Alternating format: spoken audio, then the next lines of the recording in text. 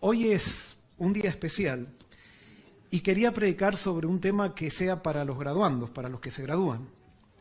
Pero había algo en el corazón que Dios me decía que tenía que predicar sobre el tema que voy a presentar ahora. Y intenté cambiar el tema varias veces, pero una convicción me decía, no, tienes que predicar de esto. Posiblemente, sin duda que el primero que necesitaba el mensaje era yo, pero estoy seguro que Dios tiene también un plan para cada uno de ustedes. Y para alguna persona en especial, aquí, que hoy está en un callejón sin salida. Que hoy sienta que todos los caminos se le cierran y que no ve ninguna salida. Bueno, hoy Dios tiene un mensaje para ti. Vamos a orar. Querido Señor, háblanos a través de tu palabra. Que tú puedas tocar las necesidades de nuestro corazón. Que puedas, Señor, poner en nuestra vida o mostrarnos cuáles deben ser las primeras cosas. Y que estemos dispuestos, Señor, a entrar en el camino del verdadero cristianismo y no simplemente un cristianismo tradicional.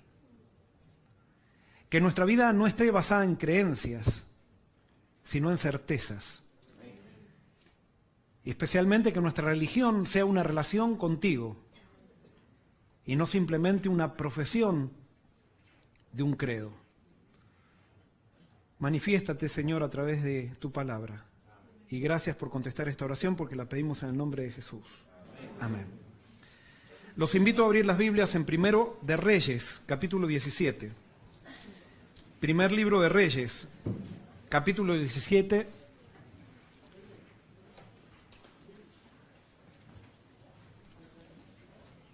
Versículos 8 al 16. Tengo esa pantalla nomás, así que hoy vamos a leer directamente de la Biblia. Primero de Reyes,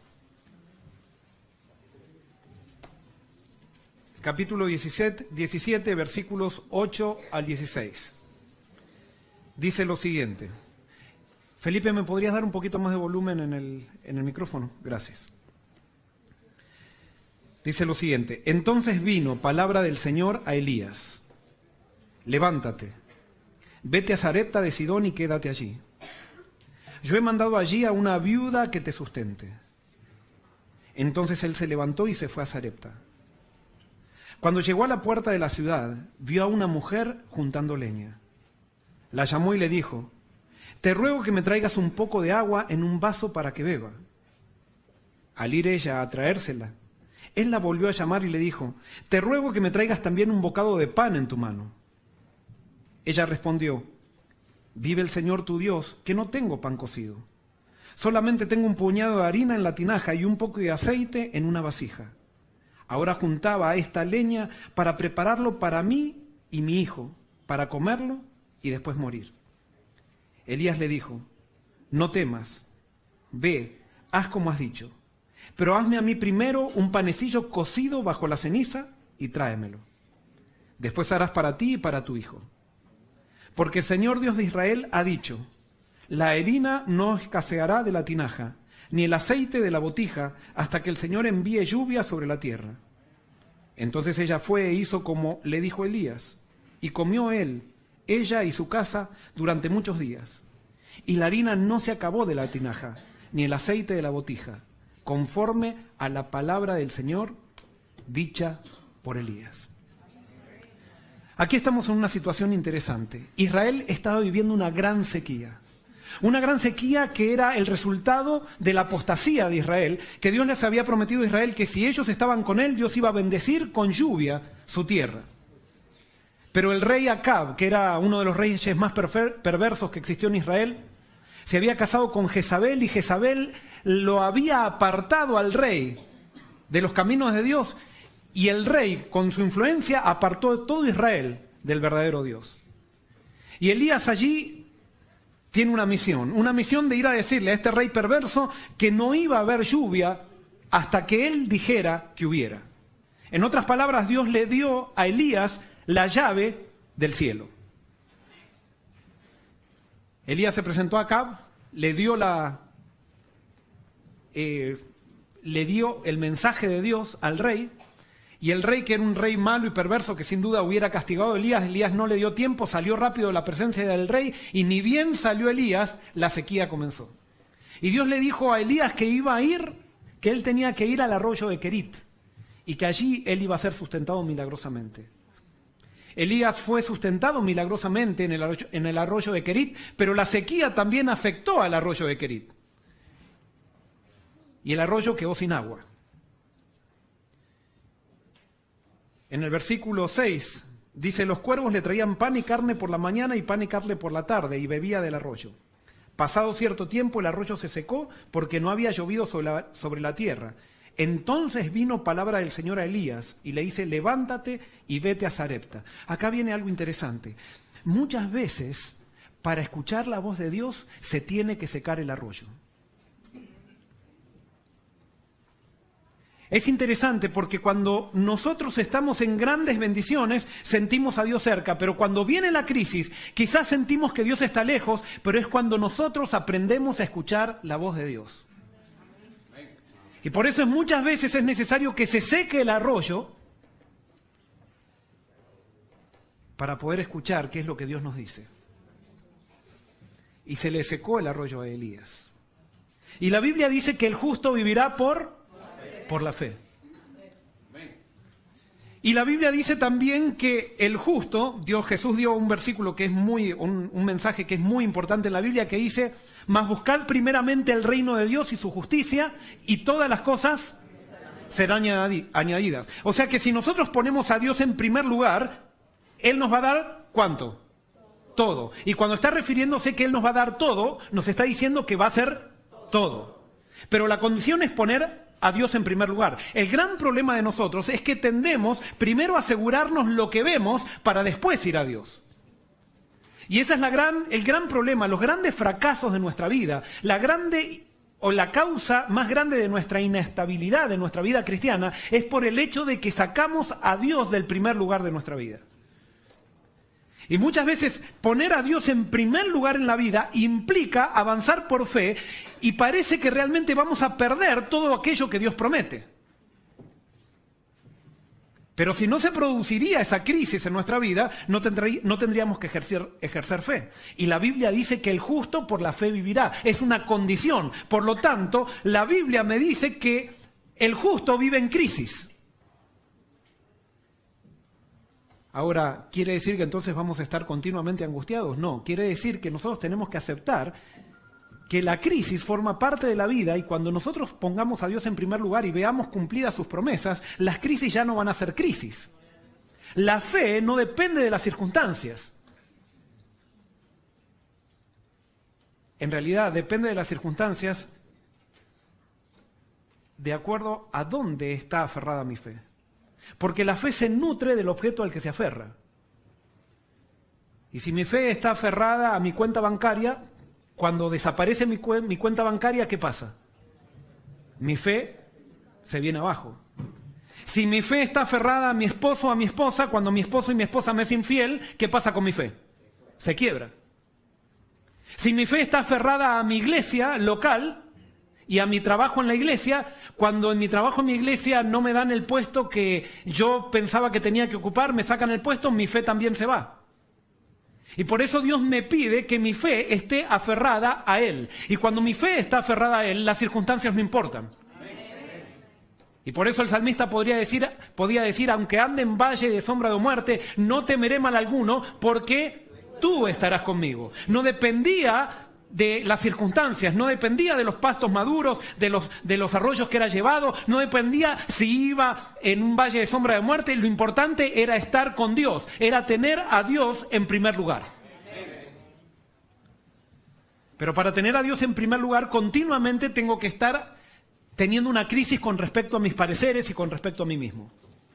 Y allí encontramos a Elías, que Elías lo manda a Sarepta para ser sustentado ¿por quién?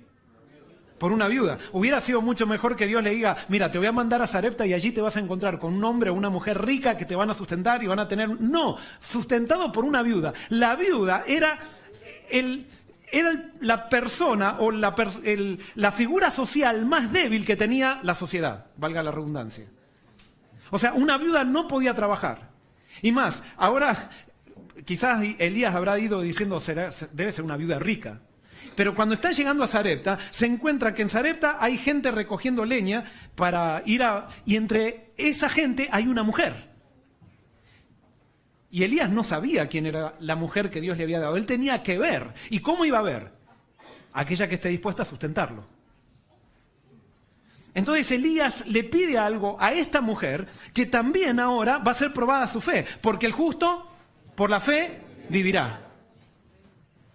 Y si Elías era justo, tenía que vivir por fe. Y si esta viuda, que era pagana, que era de Sarepta, pero había conocido a Dios por referencia, quería avanzar en el camino de Dios, tenía que vivir por fe. Y si tú quieres avanzar en el camino de Dios, tienes que vivir por fe. Y eso te va a llevar de una crisis a otra.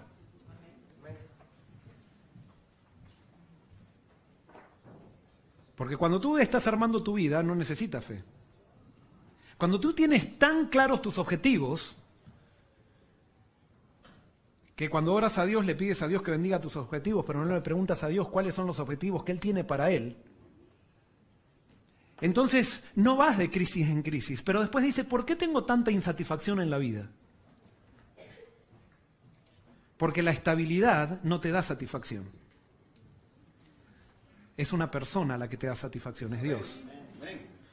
Y si tú no tienes ese sostén espiritual, que es el único que llena tu vida, puede ser que tú pensaste que cuando llegues a tener el título, cuando llegues a tener el trabajo, cuando ibas a tener satisfacción. No, y tú lo sabes que no es así. Ni bien tienes el título, ni bien tienes el trabajo.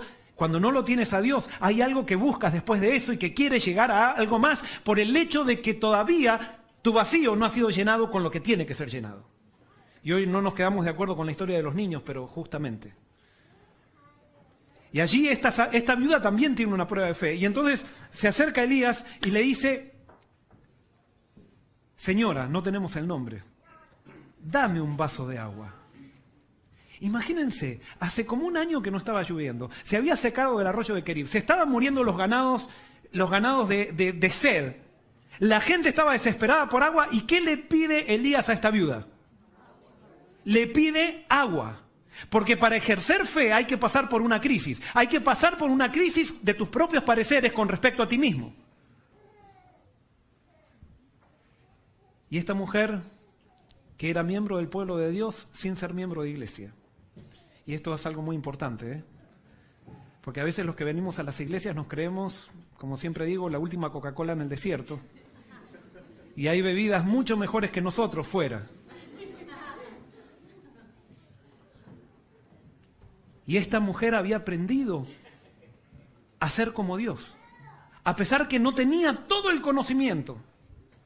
Pero había aprendido a hacer las cosas como Dios pedía. Había aprendido a quebrarse a sí misma. Y dijo, me pide agua y esta persona está necesitada. Agua iré a buscar. Pero cuando ella iba a buscar agua, Elías avanza un paso más. Y le dice, mira, espera.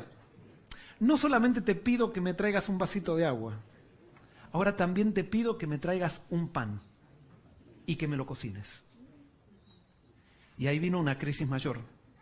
Entonces ella fue sincera y le contó acerca de sus circunstancias. Y le dijo, mira, no tengo ningún pan cocinado. Lo único que tengo es un poquito de harina y un poquito de aceite. Y ahora yo iba a ir a cocinar con ese poquito, un pancito, para dárselo a mi hijo y comer un poquito yo. Y después de eso, esperar la muerte. Esta mujer estaba en un callejón sin salida. ¿Has estado alguna vez en un callejón sin salida? ¿Sí o no?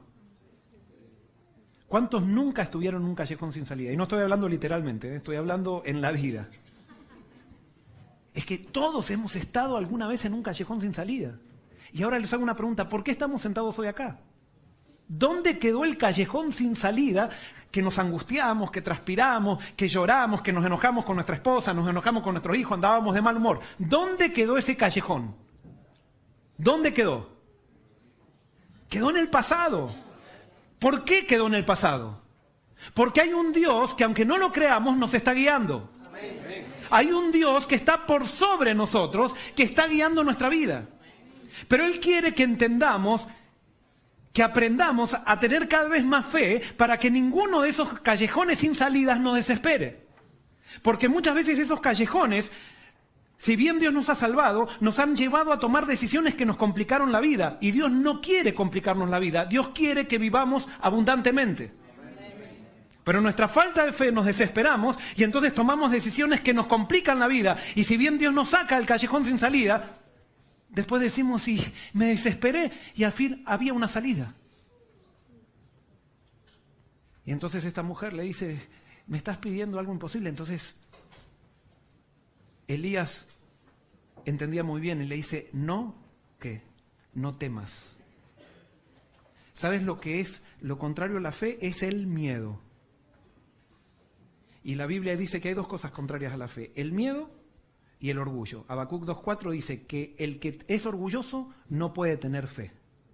¿Por qué? Porque el que es orgulloso, el orgullo es decir, las cosas son como yo pienso. Y la fe es entrar en la mente de Dios. Y siempre la mente de Dios es diferente a como nosotros pensamos, porque sus caminos son más altos que nuestros caminos y sus pensamientos son más altos que los nuestros. Por lo tanto, siempre que Dios te guíe, Él te va a pedir que rompas tus esquemas mentales para entrar en los esquemas mentales de Él. Y nosotros muchas veces queremos si queremos guardar el sábado, creemos las 28 doctrinas, hacemos esto, hacemos lo otro, pero cuando Dios nos pone en una crisis, queremos resolver las crisis a nuestra manera y no esperando en Dios. Y por eso Elías le dice, no temas. Está muy bien que vayas y le des comida a tu hijo y que prepares el pan para tu hijo y tú comas. Pero le dice, hazme para mí primero. Hazme para mí primero. ¿Y sabes qué? Tú estás en una crisis, no sé cuál es tu situación. Tú estás en un callejón sin salida. Y Dios hoy te trajo aquí para que sepas de que hay salida. Que no está mal todo lo que te propusiste en la cabeza. Pero Dios te dice hoy, haz un alto. Hazme para mí primero. ¿Y sabes qué? Hacer primero para Dios te va a llevar a una crisis. Porque tú dices, es que si hago primero para Dios, ¿qué pasa con todo lo otro? Y entonces Elías hace lo que siempre hace Dios. Le da una promesa. Y le dice, si haces para mí primero, yo te digo que no faltará ni aceite de la tinaja, ni harina de la botija, porque Dios proveerá. Fe. ¿Qué hubieras hecho tú? No, ¿cuáles son las excusas que podría haber puesto la viuda? No, es mi hijo, es la vida de mi hijo. ¿Cómo yo voy a un extraño, le voy a dar a un extraño por la vida de mi hijo? Bueno, yo sé que eres profeta, porque Dios algo me dijo que iba a venir un profeta o algo por el estilo, pero está en la vida de mi hijo. Dios no me dijo cómo iba a ser la cosa, Dios me dijo que me iban a mandar a alguien. Ahora, Dios le dice a Elías que una viuda que no tiene plata, que no tiene harina, que no tiene aceite, lo va a sustentar. Los dos tenían que ejercer fe.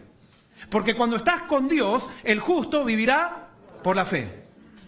Y si tú estás con Dios, tienes que aprender, y yo tenemos que aprender a vivir por la fe. La mujer decidió creer, aunque no veía, en la promesa de Dios. Y cuando ella estaba amasando el pan, ¿qué estaba también creciendo? La fe. O sea, ¿tenía miedo ella? Sí, porque la fe, ejercer fe, no es ausencia de miedo, sino que la fe es el antídoto contra el miedo. O sea, si yo tengo miedo, tengo que ejercer fe. No quiere decir que digo, tengo fe y no tengo miedo. No, la fe destruye el miedo, pero el miedo está. Pero ella mientras amasaba el pan, cada vez que amasaba el pan, cada acción fortalecía su fe. Cada acción que haces en favor de las promesas de Dios, fortalece tu fe. Y cada acción que tú no haces y que esperas porque te da miedo y vas en contra de las promesas de Dios, lo que hace es aniquilar tu fe y tu vida al final. Y mientras amasaba, crecía la fe y crecía la fe. Y terminó el pan. Y se lo llevó con el vaso de agua. Es interesante porque Elías, cuando ella se iba, le dice, y prepárame por favor el pan bajo la ceniza. O sea, como dice, no me lo prepares encima de la ceniza, no me gusta, prepárame abajo de la ceniza. La viuda por haber dicho, ¿y este quién es? Para colmo me pide, ¿cómo le tengo que preparar el pan? Y ¿sabes qué? Dios hace eso contigo, conmigo. A veces nosotros queremos obedecer a Dios a medias. Es como Jonás, ¿se acuerdan? Dios le dijo a Jonás, levántate y ve a Nínive. Jonás se levantó y se fue a Jope. Y Dios nos llama a nosotros y nos dice, levántate. Y nosotros quizás le queremos hacer medio pan nomás, o decir, voy a guardar un poquito de harina. No, como Dios pide, como Dios hace las cosas, no es a media, no con estrategias humanas, es solamente por fe con Dios. Y ella viene y le trae el pan, le trae el agua. Elías la toma, come el pan, mientras ella habrá tenido hambre y el hijito habrá estado mirando. Entonces Elías dice, ve ahora, prepara el pan para ti y para tu hijo. Y cuando ella ve, la harina, ¿qué había pasado con la harina? Se había acabado. Pero ahora resulta que estaba la misma cantidad de harina. Y estaba la misma cantidad de aceite. Y hizo para 2 panes. Pero dice después que se alimentaron todos, y no solamente se alimentaron todos, sino que se alimentó la casa de la viuda. ¿Qué quiere decir la casa de la viuda? Los parientes de la viuda la habían dejado, porque la viuda era una carga. Imagínense, 3 años de sequía. O sea, ella no tenía plata, tenía un hijo que mantener, y ahora los parientes que estaban buscando comida por todos lados, a la viuda más vale dejémosla que se las arregle sola. Pero ahora resulta que los parientes se empiezan a dar cuenta que en la viuda había pan. Y la viuda no solamente tenía pan, sino que empieza a invitar a su casa, y ahora los parientes que la habían dejado porque era una carga, los parientes vienen a ver que aquella que no tenía cómo sustentar era la que sustentaba a todos. Porque cuando Dios hace milagros de cosas imposibles, no de cosas posibles. Y por eso Dios quiere que entendamos que el camino de la fe con Él es a través de crisis. Es a través de crisis mentales. Tenemos que aprender a arriesgarnos por Dios. Tenemos que aprender a jugarnos por Dios. Tenemos que aprender a vivir por la fe en sus promesas. No importa que no veamos nada. Él está.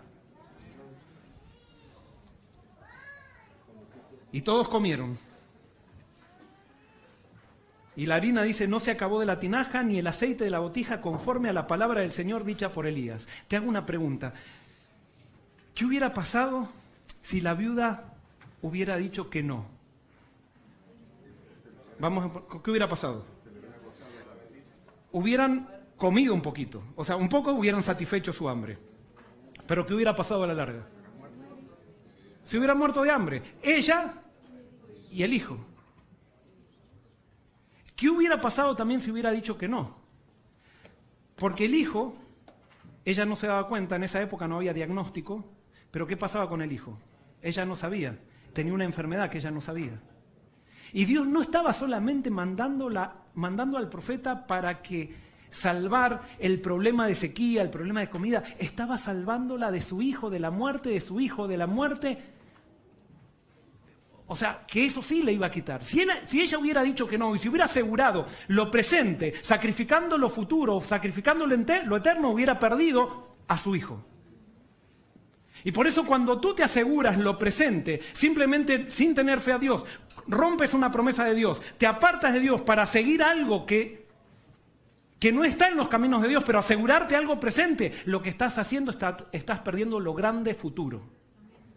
Lo grande que Dios tiene para ti en el futuro. Y por eso tú tienes que ejercer fe, porque el justo por la fe vivirá. Ahora, podríamos decir, pastor, qué lindo, vamos a salir de acá, vamos a poner a Dios en primer lugar. Pero ¿saben qué? Poner a Dios, eso de la frase de poner a Dios en primer lugar, ¿cuántos no saben que hay que poner a Dios en primer lugar? Todos sabemos. Pero ahora vamos a la parte práctica de esto. ¿Qué es poner a Dios en primer lugar? Y hay un área que es el área más difícil. Hay 2 áreas que son las más difíciles de poner a Dios en primer lugar. ¿Saben cuáles son esas 2 áreas? Una es el tiempo. El tiempo que le dedico a Dios. A lo que tú le dedicas más tiempo es lo que está en primer lugar en tu vida. Aunque vengas acá a la iglesia, aunque prediques sermones, aunque te pongas corbata y que digas yo soy adventista de 7ª generación y todas esas lindas frasecitas y eso, a lo que tú le dedicas más tiempo es lo que está primero en tu vida. Y alguien puede decir, bueno, para pastor, ¿qué? ¿Tengo que estar todos los 24/7 acá metido en la iglesia? No, tú tienes que dedicarle el mejor tiempo de tu día a Dios. Y ese mejor tiempo se va a prolongar durante todo el día en todas tus actividades. Pero si tú te dedicas a tus actividades y le dedicas a Dios lo que te sobra, tú no estás poniendo a Dios en primer lugar. Poner a Dios en primer lugar es darle mi mejor tiempo para conectarme con Él, para tener una relación con Él y que eso permee todas las actividades de mi día. Si eso no está sucediendo en tu vida, no estás poniendo a Dios en primer lugar. Y si no estás poniendo a Dios en primer lugar, no estás viviendo las bendiciones que Dios te quiere dar. No estás disfrutando de esas bendiciones, no estás disfrutando de la plenitud de la vida cristiana. Estamos llenos de cristianos activos que están en la iglesia, pero de cristianos que no hacen un alto para el Señor. ¿Y saben qué? Los cristianos activos en la iglesia son la maldición de la iglesia. Porque ellos, como están activos en la iglesia, piensan que están bien con Dios. Y entonces, como están acá dando vueltas y haciendo cosas en la iglesia y aparecemos en la plataforma y todo demás, piensan que están enseñando verdadera religión cuando están enseñando una religión falsa. Porque la religión verdadera comienza con tiempo para Dios. Y si no, dígame una cosa, ¿cuál va a ser la prueba final para el pueblo de Dios? ¿Una prueba de qué? De tiempo, el día sábado. Es una prueba de tiempo. Y no es dejar de trabajar el sábado, porque acá dejamos todos de trabajar el sábado porque estamos acá. Es de hacer del sábado un día santo, que es totalmente diferente a dejar de trabajar el sábado. Y no es hacer del sábado el día para meter las actividades de la iglesia que en la semana no se pueden hacer. Y metemos conquistadores, metemos aventureros, metemos esto, metemos junta, metemos lo otro, y entonces estamos trabajando para Dios en el día sábado cuando tendríamos que hacer un alto para que Dios nos llene en el día sábado. Pero ahora no me voy a detener en eso, otro día voy a predicar de eso. Lo segundo que nos cuesta, lo material donde yo, o la decisión donde yo muestro si Dios está en primer lugar, tiene que ver con mi parte, ¿qué? Económica. Y por eso Dios me ha dado una prueba. ¿Y cuál es la prueba que Dios me ha dado? La prueba que Dios me ha dado es que yo tengo que dar mi diezmo y mis ofrendas. Me guste o no me guste. Y alguien, ahí está, ¿ves? El pastor, ya están predicando de plata y todo lo demás. ¿Sí? ¿No te gusta? Bueno, la Biblia habla de plata. Y Dios me lo pide a mí. Cada mes yo tengo que dar mi diezmo y no solamente tengo que dar mi diezmo, sino que tengo que dar mis ofrendas también. Y no es porque Dios me lo pide como una cuota, sino que Dios dice que si yo creo que Él me provee, yo tengo que demostrar por medio de fe, con una crisis con respecto a mí mismo, dando mis diezmos y mis ofrendas, aunque parezca que no me alcanza, aunque parezca que mi hijo se va a morir de hambre, aunque parezca que no tengo dinero para pagar la renta, aunque parezca que no tengo dinero para pagar el loan estudiantil, aunque parezca que todo va a ser una crisis, yo tengo que probar a Dios por fe, cada mes o cada 2 semanas, cada vez que recibo el cheque, y dar mi diezmo y mi ofrenda, me guste o no me guste. Pero ¿saben qué? Como Dios siempre da una promesa, y vamos a un versículo que hace ¿cuánto tiempo ustedes lo leen? 30 años lo venimos escuchando todos los sábados en la iglesia. Malaquías 3:10. Malaquías 3:10.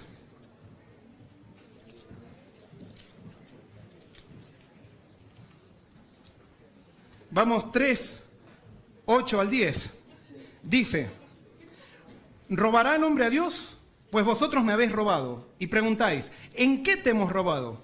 En los diezmos y las ofrendas. Malditos sois con maldición, porque vosotros, la nación toda, me estáis robando.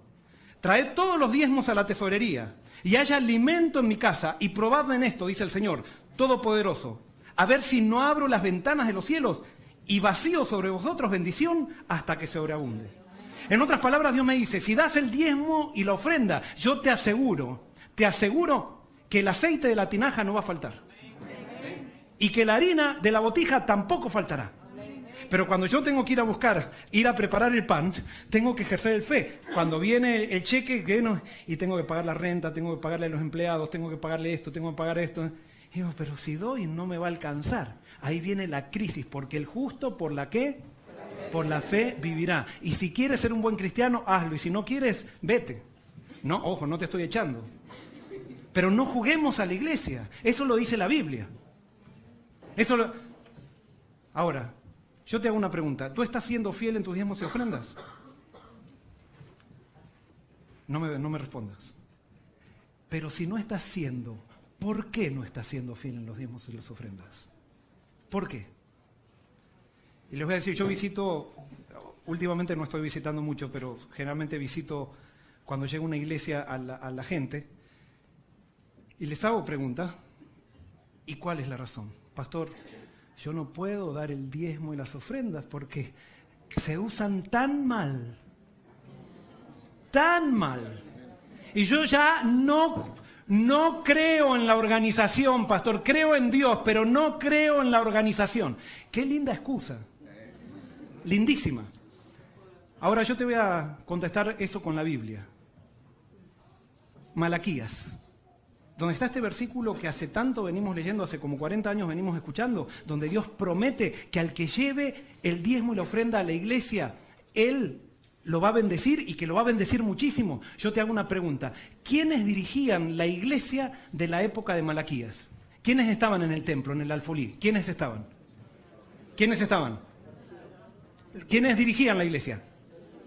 Los sacerdotes. Ahora, lean todo el libro de Malaquías y van a ver que los sacerdotes de la época de Malaquías, aquellos sacerdotes que Dios les dice a la gente del pueblo que vayan y lleven la comida para los sacerdotes, esos sacerdotes eran corruptos. En el capítulo 2 dice que los sacerdotes estaban corruptos. Y sin embargo, Dios después, en el capítulo 3 le dice, pruébenme a mí, porque ¿sabes qué? Tú no tienes un pacto con los sacerdotes, tú tienes un pacto con Dios. El pacto de fe es con Dios. Y los sacerdotes dice que eran adúlteros, los sacerdotes enseñaban mal al pueblo. Entonces los israelitas podrían haberle dicho a Malaquías, no, yo a esos sacerdotes corruptos no los voy a alimentar. Qué linda la excusa, suena pero re bien. Pero ¿sabes qué? Es que Dios tiene una prueba contigo, no con los sacerdotes. Y ahora sí te digo, los sacerdotes que usan mal el diezmo, Dios tendrán una prueba con Dios, pero muy grande. Más vale que se aten una piedra de molino al cuello y que se tiren al fondo del mar antes que entrar en el juicio de Dios. Pero eso déjalo a Dios. Alguien puede decir, pero pastor, yo creo en Dios, pero no creo en la organización. Entonces, ¿para qué eres miembro de iglesia? Vete. Alguien puede decir, claro, usted está predicando esto porque le están pidiendo que predique esto y porque usted es pagado de los diezmos. Yo, hermano, también tengo que diezmar y tengo que ofrendar. Y lo que estoy predicando me lo estoy predicando a mí también. Yo tengo una prueba también. ¿Y sabes qué? Porque hay cosas que no me gustan cómo se hacen también. Pero esas cosas que no me gustan cómo se hacen, ¿a quién se las dejo?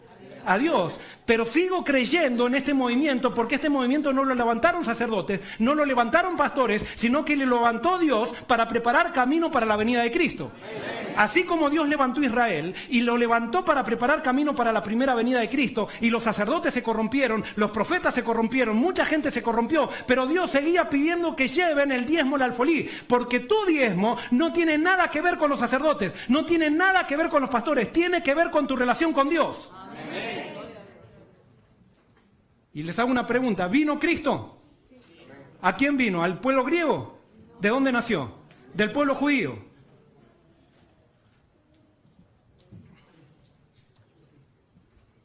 Yo sigo creyendo, hermanos, que Dios tiene un plan con esta iglesia. Lo único que yo tengo que pedirle a Dios es que yo haga las cosas como tienen que ser hechas dentro de mi iglesia. Yo no puedo cambiar las cosas para arriba. Alguien puede decir, entonces usted está diciendo, pastor, que acá en la iglesia de College Hill es el único lugar donde se hacen las cosas bien. No. Gracias a Dios. Dios dice que la mayoría de los que están en la iglesia se salvan o se pierden. De acuerdo a lo que dice la Biblia, la mayoría de los que estamos en la iglesia nos perdemos, ojalá que no. Pero la mayoría, lo dijo, la parábola del trigo y la cizaña, hay mucha cizaña en la iglesia. Pero ¿saben qué? Si tú eres trigo, cada vez vas a encontrar más personas que son trigo. Amén. Elías pensaba que estaba solo, ¿y cuántos no se habían arrodillado ante Baal? 7,000. Pero sin embargo Elías no se fue a otra iglesia, no se fue a otro pueblo, sino que simplemente siguió confiando de que Dios es el que guía a su iglesia. Y puede haber personas corruptas, puede haber malas decisiones, pero tu prueba del diezmo y de la ofrenda es una prueba personal con Dios. Amén. Y no utilices el pecado del pastor para tú pecar, porque entonces te irás con el pastor al infierno. Es el orgullo lo que nos hace poner excusas muy superficiales para no cumplir el deber que tenemos con Dios.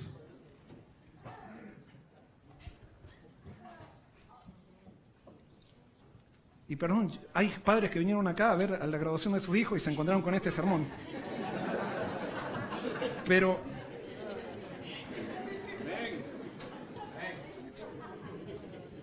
tenemos otro ejemplo. Es interesante cómo Dios toma a las personas más imposibilitadas para enseñarnos algo. Lucas capítulo 21, versículos 1 al 4. Estaba Jesús en el templo con los discípulos. Y viene una viuda, casualidad de casualidades. Otra viuda. Una viuda que también estaba totalmente, ¿cómo podríamos decir? Desamparada. No sé si desanimada, yo creo que estaba con mucho vigor esta viuda. Pero estaba desamparada. No tenía manera tampoco de decir, la semana que viene voy a tener mi cuenta bancaria llena o voy a poder comprarme la casa. No, ella vivía al día. Pero había algo en esta viuda. Ella vivía para Dios y con Dios. Amén. Y si bien tenía un poquito de harina en la botija, esa harina no se le acababa.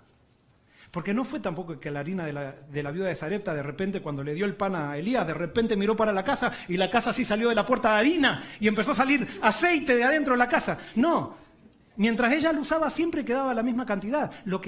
El milagro era que no le faltaba, no que le dio un montón de harina. Ayer viene, porque si tú ves que le das el pan al profeta y entonces explota de harina la casa, tú dices, wow, voy a darle otro pan. Y entonces empezamos a vender harina y empezamos a hacer un montón de cosas. Pero no, en ningún lado dice que explotó de harina la casa. Lo que fue es que no le faltó. Y ahí viene la prueba de fe también, porque lo que Dios te promete no es que te va a hacer explotar de harina, sino que no te va a faltar cuando tú le des a Dios. Quizás no puedas dar un testimonio y decir, hermanos, y ahora yo le di a Dios y ahora soy millonario y soy riquísimo. No, quizás siga siendo el mismo ratón de siempre. Pero un ratón que come. Un ratón que se alimenta. Porque la experiencia de la vida no está en tener, sino en ser. Y el ser tiene que ver con cualidades interiores, no con cualidades exteriores. Y entonces allí aparece nuevamente una viuda. Lucas 21 dice, al levantar la vista, Jesús vio a los ricos que echaban sus ofrendas en el arca de las ofrendas. Vio también una viuda muy pobre que echaba 2 moneditas. Y dijo, en verdad esta viuda pobre echó más que todos, porque todos estos de sus obras dieron la ofrenda, pero ella de su pobreza echó todo el sustento que tenía. Les hago una pregunta. ¿Quién dio más? ¿La viuda o los ricos que echaban ofrenda? ¿Quién dio más cuantitativamente? ¿Quién dio más? Los ricos. Sin duda, dio 2 blancas nomás. Y los ricos quizás dieron 400.000 blancas. En cantidad, los ricos dieron más. Pero ¿quién dio más para Dios? Porque Dios ve las cosas diferentes a como nosotros las vemos. Nosotros vemos lo que se ve. Dios ve lo que no se ve. Y a Dios, por eso cuando te pide que des el diezmo, te pide que des el diezmo. No te pide que des una cantidad. Te pide que des el diezmo. Y el diezmo del pastor Joel Barrios es así. Pero es que es el diezmo. Y el diezmo de otra persona es así. Pero es que el diezmo. Y la ofrenda del pastor Joel Barrios o de Pepe Juárez es así. Y la ofrenda de otro es así. Pero Dios no está midiendo, este dio $100 y este dio $1. No. Vamos a ponerle un ladrillo aquí en la iglesia al que dio $100 y al que dio $1 nomás. A ver. Gracias, hermano, por haber dado. Así nos manejamos. Le ponemos ladrillos, ponemos salones para aquellos que dan mucho, cuando Dios quiere corazones, no quiere plata. Cuando damos corazones, damos plata también, pero no todo el que da plata tiene el corazón dado. Y por eso Dios se alimenta, no es que sino que Dios se agrada del que da todo. No del que da más, sino que el que da todo. Yo puedo estar dando más y sin haber dado todo. Y hay gente que da menos, pero da todo. Y por eso yo no puedo juzgar a John y decir, no, pero él no, ha dado $10 nomás hasta ahora. Y por ahí es el que más dio, porque era lo único que tenía, como la viuda. Porque así juzga Dios las cosas. Y cuando nosotros vivimos para dar todo, Dios puede manifestarse en sus promesas.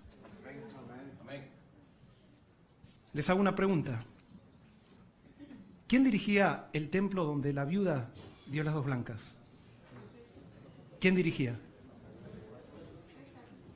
Anás y Caifás. Si yo hubiera sido Jesús, estaría viendo con los discípulos. Y ahí viene la viuda.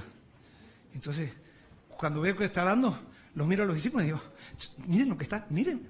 Y entonces, viudita, escúchame, ¿no te das cuenta quiénes son los que están acá? Estás alimentando a unos corruptos que obtuvieron el sumo sacerdocio por mataron a alguien. Es más, en unas semanas me van a matar a mí. No le des nada a esos. Son unos apóstatas, hipócritas. No, vení para acá, para nosotros. Y entonces hubiera predicado yo y decir, hermanos, para mi ministerio todas las cosas, y Jesús recibía donaciones también. Pero Jesús estaba encomiando la actitud de una viudita porque estaba dando para Dios, no estaba dando para un templo. Cuando tú das para Dios, no importa dónde des. Ahora, no quisiera estar en los zapatos de Anás y Caifás cuando venga Cristo. Ni quisiera haber estado en los zapatos de Anás y Caifás después que hicieron todo lo que hicieron. Y alguien puede decir, pastor, usted está predicando en favor del sistema. Estoy predicando en favor de la Biblia. Amén. Amén. ¿Pero usted quiere decir que no hay problemas en la iglesia? Sí, hay problemas y por eso creemos en un reavivamiento y una ¿qué? Una reforma. Se necesita una reforma, sin duda que se necesita. ¿Se necesita una reforma en cómo se gasta el dinero? Sin duda que se necesita una reforma en cómo se gasta el dinero. Pero eso no es una excusa para que yo deje de cumplir con el deber individual que Dios me da. Pero por eso yo, pastor, lo hago individualmente, al que yo quiero. Entonces acá viene una cosa, hermano, tu fe. Dios determina, hay 3 cosas como Dios determina que tú tienes que manejar tu dinero. El diezmo, Dios en la Biblia, en Números, a ver, yo lo anoté acá, me olvidé el versículo ahora. En Números 18:21, Dios dice cómo tiene que usarse el diezmo. ¿Para qué tiene que usarse el diezmo? Para predicar el evangelio. ¿Quién determina cómo se usa el diezmo? Lo determina ¿quién? Dios. Por lo tanto, cuando yo doy ese 10% tiene que ser para predicar el evangelio, punto, porque Dios lo dice. Segundo, la Biblia dice que debemos dar ofrendas también. Yo creo que tiene que ser un 10% también. Entonces, las ofrendas, ¿quién determina cómo deben ser usadas? La iglesia local. Yo no tengo, yo soy parte de una iglesia local, doy mi ofrenda, pero una vez que doy mi ofrenda, yo no puedo decir, yo quiero que se hagan las cosas como yo quiero porque di una ofrenda grande. No, la ofrenda, la iglesia decide, y yo como tengo fe en Dios, que Dios, y por eso elegí esta iglesia, por eso vengo a esta iglesia, y entonces yo creo, aunque no me guste como la iglesia decidió, yo creo que Dios se manifiesta a través de la iglesia local. Y entonces otro 10% doy en la iglesia, y después viene el otro 10%, o el que quiera, lo que ustedes quieran dar, que doy la limosna. ¿Quién decide a dónde doy la limosna? ¿Quién decide cómo se usa la limosna? Yo. Dios me da a mí la autoridad de cómo yo quiero ayudar a la gente. Pero yo no puedo usar el diezmo para una cosa, la ofrenda para otra. No, porque entonces hay mucha gente que dice, ay pastor, yo doy el diezmo. Claro, con eso no dan ofrenda. Dicen, yo lo doy a donde quiero. Y entonces no dan ofrenda, no dan nada. Y entonces dicen, el diezmo. Y te aseguro que el que no sigue el plan de Dios, tarde o temprano no da diezmo de ofrenda ni limosna. Y si da la limosna, la da a veces para callar el cargo de conciencia que tiene, como diciendo yo soy mejor que otro, porque yo estoy ayudando a alguien. Y yo sé que lo que estoy hablando es un poco duro. Es más, me gustaría no ser pastor, pagado por los diezmos, para demostrar que estaría predicando exactamente lo mismo. Dios nos da a nosotros un deber y tenemos que ejercer fe. Porque la Biblia dice que Dios mismo va a provocar un reavivamiento y una reforma en la iglesia. Lo que Dios quiere es que yo, si soy maestro de escuela sabática, produzca un reavivamiento y reforma en mi escuela sabática. Si soy anciano, produzca un reavivamiento y reforma en mi ancianato. Si soy pastor, en mi iglesia local. Y en la medida que Dios me va poniendo diferentes circunstancias, yo jugarme por los principios de la Biblia que Dios dice que tenemos que jugarnos y hacer así los cambios. Dios hace los cambios a través de personas. ¿Saben qué? La institución nunca se corrompe. Los que se corrompen son las personas que trabajan en una institución, pero nunca la institución. Las instituciones son paredes, son organizaciones. Los que se corrompen son las personas. Lo que yo tengo que pedirle a Dios es que yo no quiero ser cizaña, yo quiero ser trigo. Amén. Y no me importa lo que otros hagan. Pero pastor, siempre se hicieron, cuando quizá yo, supónganse, vengo acá a la iglesia de Cole y le dice, pero pastor, con las ofrendas muchas veces hacemos una fiesta entre los ancianos y con las familias y nos hacemos préstamos para comprarnos un auto o algo por el estilo. Bueno, le digo, eso se hizo siempre, lastimosamente desde ahora no se va a hacer más. Porque sí, yo sí tengo autoridad sobre mi iglesia. No tengo autoridad para arriba. Pero sí sobre mi iglesia. Y sobre donde tengo autoridad, Dios me pide que la ejerza. Y Dios me pide que la ejerza a pesar de que eso me cueste el puesto, a pesar que eso me cueste lo que me cueste. Porque hay promesas detrás de aquellos que son fieles. Porque el justo vivirá por la fe. Tenemos un proyecto Su Casa se llama. ¿Saben por qué Dios eligió este proyecto? Ustedes vieron hoy, hay gente abajo, hay gente está en todos lados, no tenemos lugar en esta iglesia. Y Dios determinó, nos dieron permiso para construir una iglesia, pero esta iglesia es una viuda. Esta iglesia está compuesta por estudiantes, muchos jubilados y gente que de clase media que no tenemos tanto como para construir una iglesia. Pero Dios se va a glorificar porque nos ha dado promesas y se va a glorificar. Y Él nos va a dar lo que necesitamos y nos va a mandar las viudas que nos sustenten. Aunque se haga esta iglesia con la donación de personas que den $1, pero personas que den todo el corazón, esta iglesia se va a construir.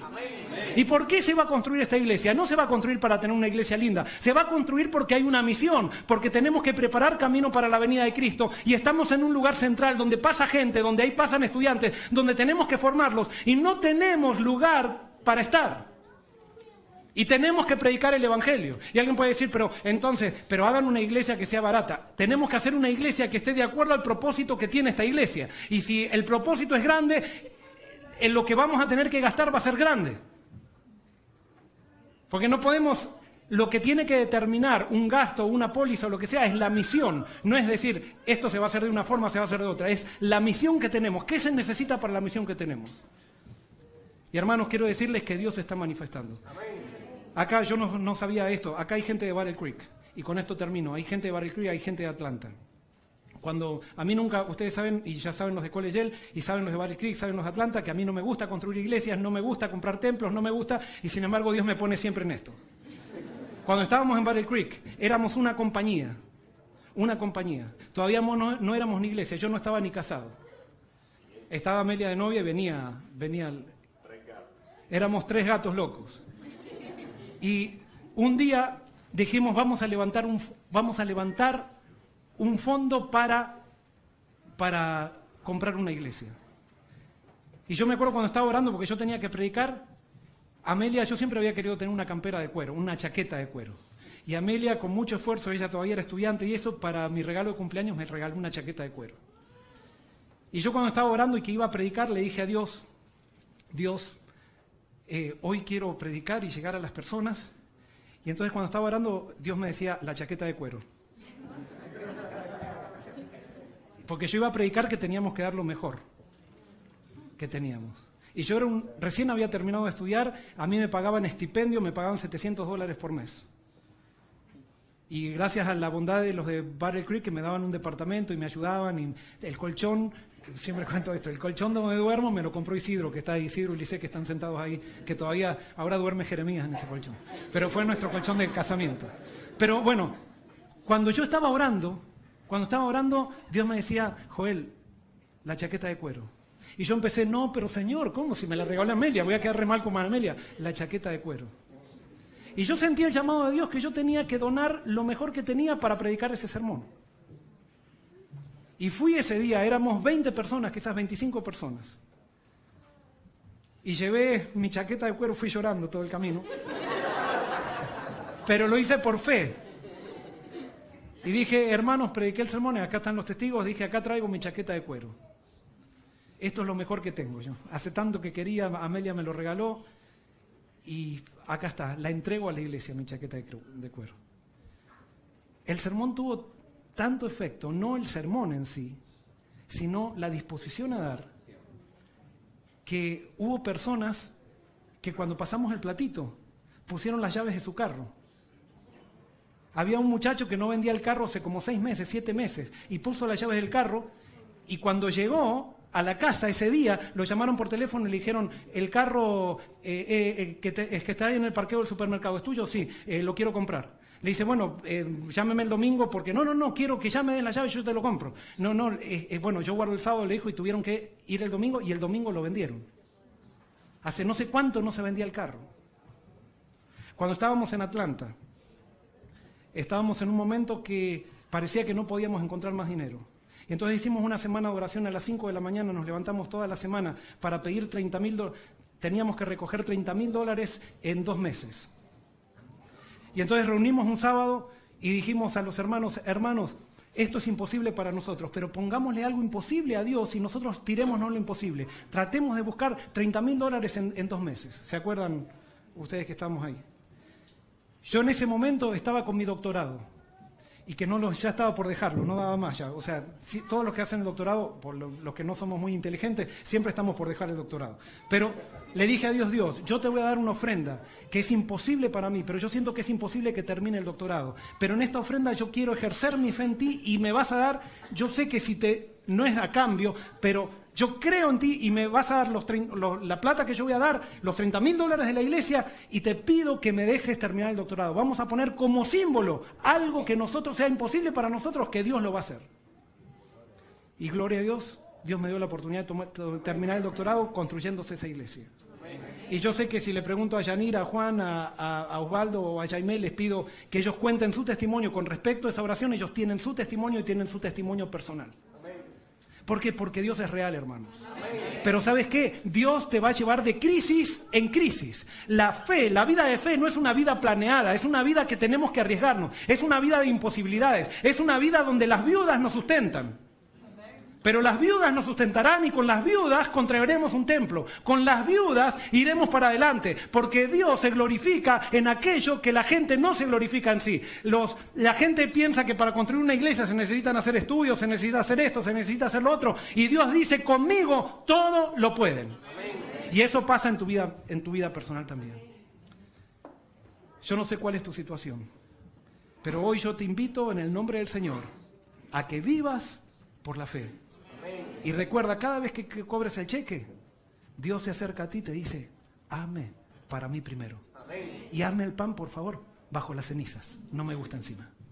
Que Dios te bendiga y que esa pueda ser tu experiencia y la mía.